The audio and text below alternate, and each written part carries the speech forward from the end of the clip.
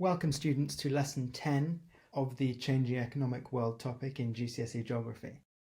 This lesson we will be focusing on how events of the past have contributed to the development gap that we see today. Please take a moment to write the date, title and learning objective. Make sure you have a pen and paper ready. Let's get steady and go. Time to recall learning. Let's see how much you remember and understand from previous lessons. Please write 1 to 10. Pause the video. Answer the questions, and then mark your answers. Go for it. Okay, number 1. HICs use tariffs, which are a tax on imports, to make imports from LICs more expensive. These are examples of trade barriers. 2. What stage of the DTM has the highest rate of natural increase? Stage 2. Birth rates very high, death rates falling rapidly. 3. Natural increase happens when birth rate is higher than the death rate, and so the population grows. 4. In NEEs, many people are moving from rural areas to urban areas in search of better paid jobs. 5. In LICs, a large percent of people work in the primary sector as low-paid farmers or miners. Remember the example of the Ethiopian cocoa farmer I told you last lesson. 6. Standard of living tells us how many material possessions people have in a country. For example, their wealth in the amount of money in their bank accounts, the size of their house, the cost of their car. That's their standard of living. 7. Development is a long-term improvement in people's lives. It involves a social and economic improvement. So improvement in things like healthcare and education, and improvement in the amount of money they make. 8. A problem with GDP per capita as a measure of development is that it does not show inequality because it is an average. 9. The hot and dry climate of Mali in Africa means agriculture is difficult and there are low crop yields. 10. The export of primary products and import of manufactured products leads to a trade deficit, where the value of a country's imports is more than its exports. Give yourselves a mark out of 11, because number 3 is worth 2. Any that you got wrong, write them down as questions and answer them. And then come back to this lesson in a week's time and test yourselves again to see if you've improved. Okay, the topic of this lesson is why have things in the past caused LICs to remain LICs and created HICs? Look at this cartoon called The Gold Diggers. What do you notice about it? These are the continents of the world, and these symbols represent money.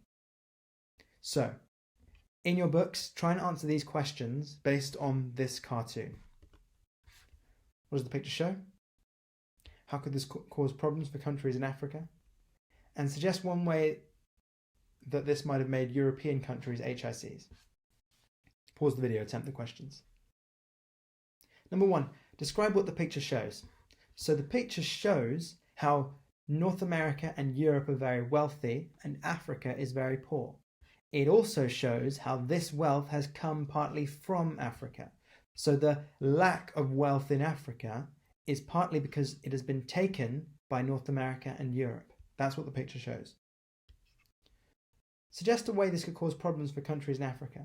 Well, as you know, the lack of money means that African countries have less to invest in, for example, healthcare, education, nutrition, infrastructure like roads, electricity cables, ports, good houses.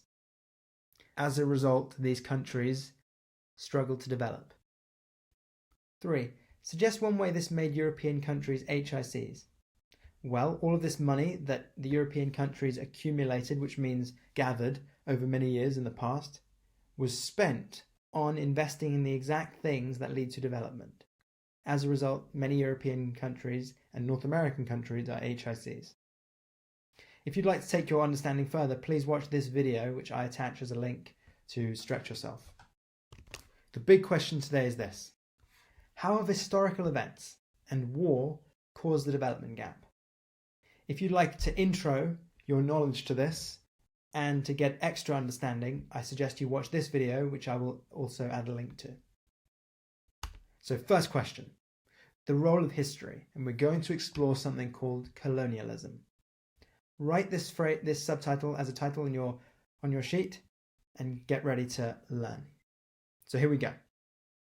What is colonialism and how has it caused the development gap? This is a map of Africa, and you may notice that these are flags of European countries. This is a map of Africa as of the year 1900. And in the year 1900, European countries had divided up Africa for themselves so that each European country got a part of Africa. This process was called the Scramble for Africa, wherein European countries wanted to take control of as much of Africa as possible so that they could exploit, which means take, its natural resources and also its people as slaves, which it would use as workers in North America and in South America for free to perform jobs such as growing crops. So how did colonialism work? Well, I'm going to show you how colonialism worked through one example. There are many here and around the world. I'm going to show you just one example, and that is of this country here, called the Democratic Republic of the Congo today. But in the past, it was controlled by a European country called Belgium. Here's what happened. This present country, Democratic Republic of the Congo, was controlled by the Belgians in the 19th century, so from about the year 1870 to about the year 1920. And here's what happened. The King of Belgium, called King Leopold II, was told by his explorers, people who went around the world, Europeans who went around the world trying to find valuable minerals like gold and silver to bring back to European countries. He was told by these explorers that the Congo had natural resources that the Belgians might want to exploit to make them richer. In the Congo, one particular natural resource that the Belgians were interested in was rubber. Natural rubber is found in the sap of a certain tree, and its real proper name is latex. And at the time, rubber was an extremely valuable natural resource because it was used in things such as shoes, for example, the first Wellington boots, and car tires, and other uses. As such, exploiting rubber from the Congo and shipping it back to Europe, up here, and turning it into shoes and into car tires and selling it in Europe would have made business people and would have made Belgium very rich. So that is exactly what they did. At first, the Belgians made an arrangement with the local people, wherein they would give the local people some things that might interest them in exchange for rubber. For example, clothes, and most importantly, guns. Some of the local people that the Belgians met had rivals and enemies within this area of land called the Congo.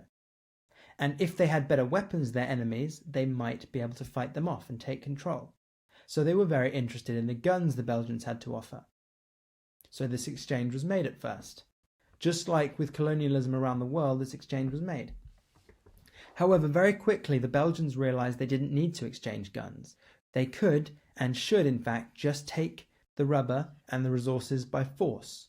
So instead of giving the guns and giving resources to the local people, they used the guns on them. And very quickly they forced the local people to extract the natural resources for them for free as slaves, and then put them in the boats and ship them back to Europe. This happened all around the world. This process, called colonialism, is very important.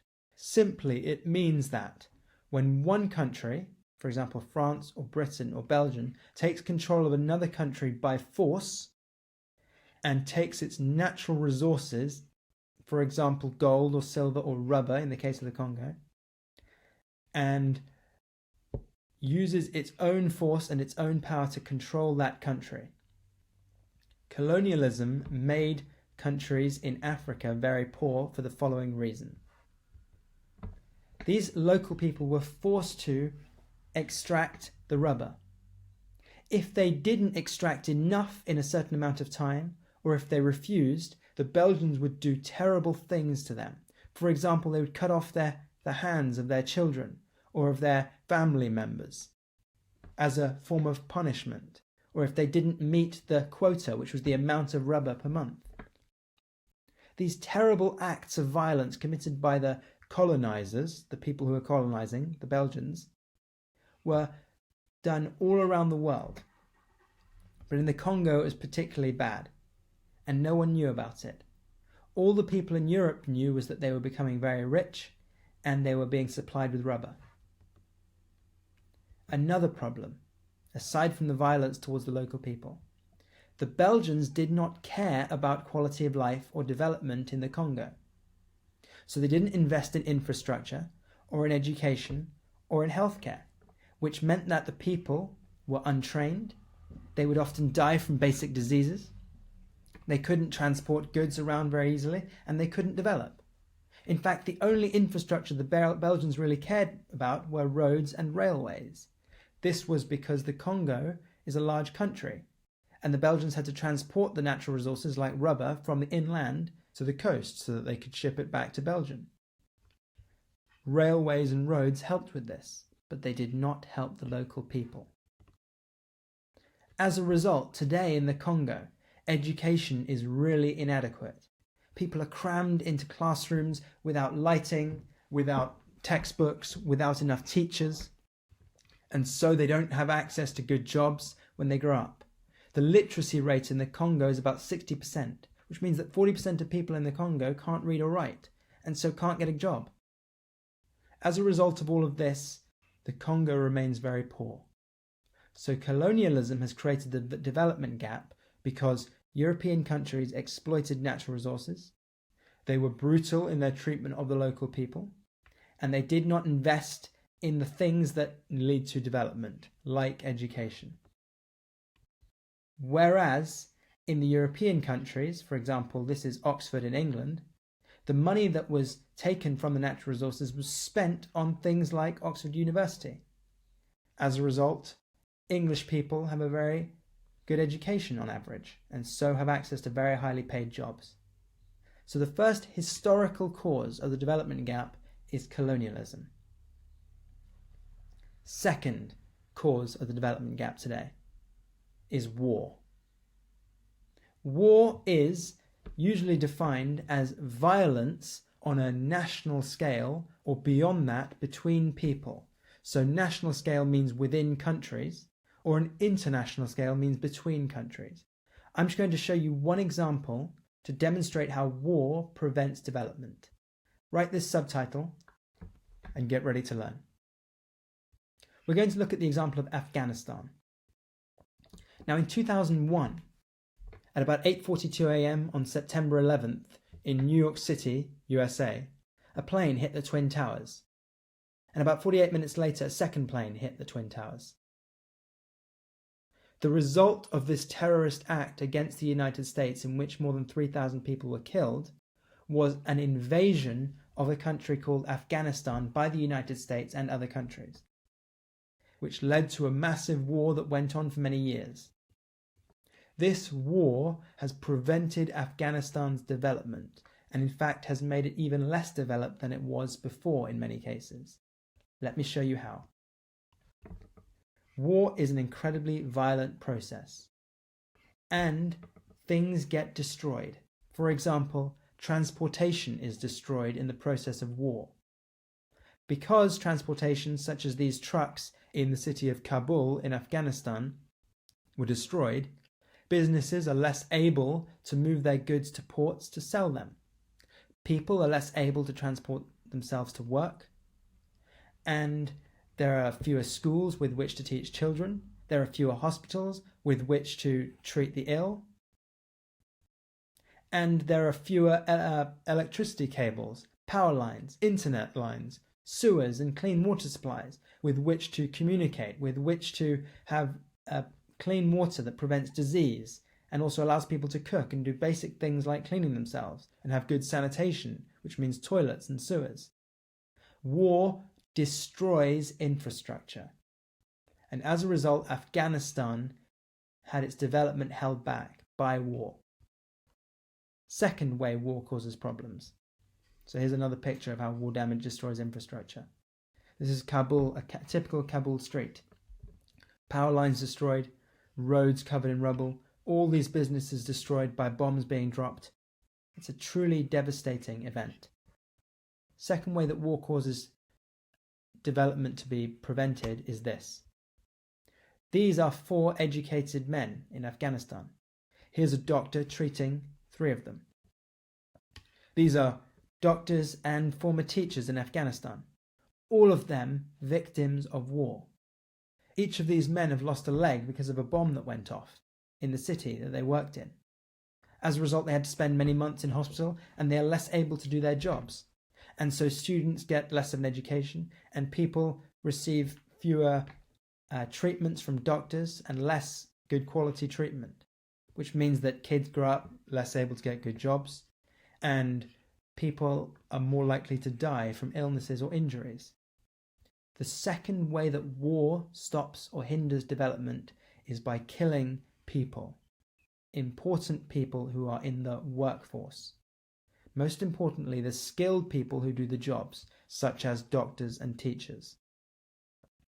As a result, Afghanistan's GDP per capita did not increase throughout the Afghan war.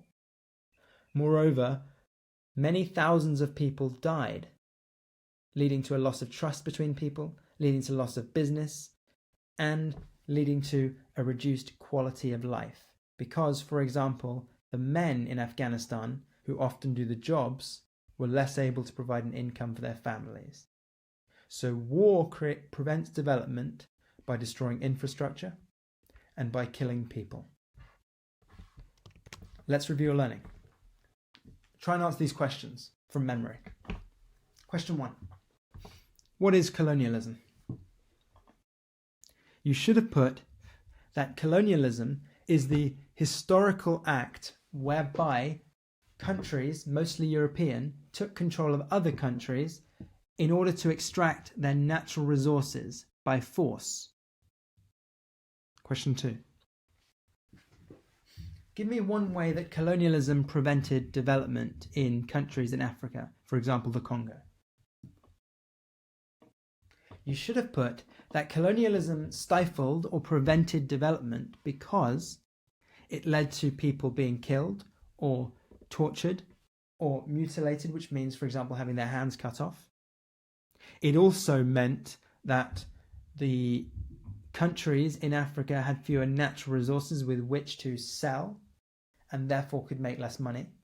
And finally, the European countries failed to invest in the basic things needed for development. And so when the European countries left, mostly in the 20th century, so around 1950s, 60s, the local people were left with very little. No hospitals, no schools, no good roads or electricity.